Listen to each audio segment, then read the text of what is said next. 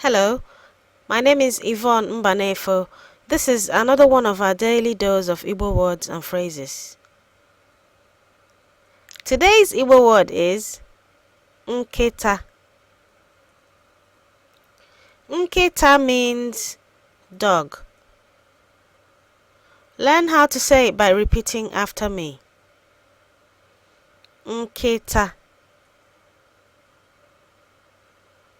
Nkita. Nkita. You won't know how to say it unless you practice.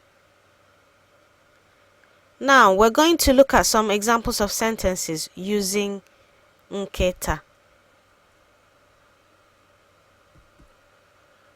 Nkita na ndị dinta nọ n'ọrụ.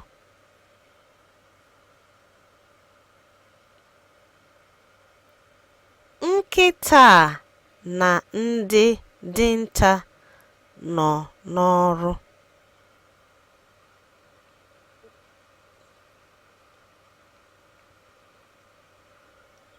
Nkita na ndị dinta nọ n'ọrụ.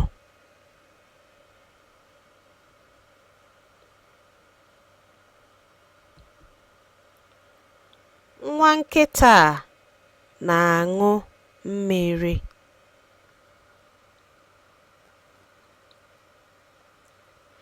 Nwa nkịta na-aṅụ mmiri.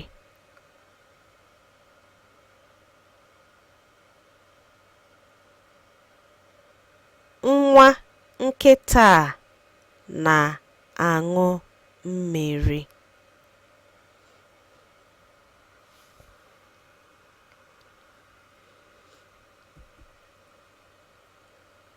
Nkịta Anita dị ọcha.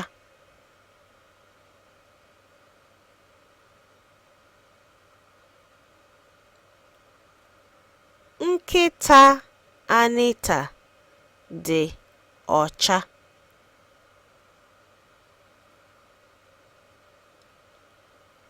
Nkịta Anita dị ọcha.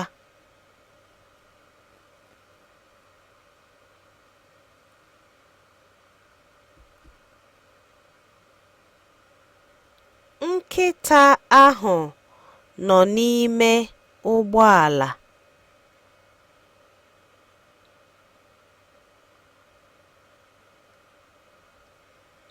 Nkịta ahụ nọ n'ime ụgbọala.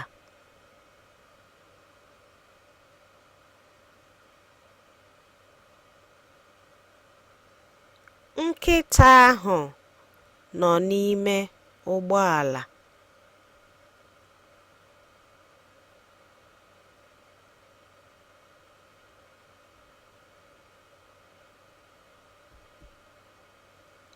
Nkịta.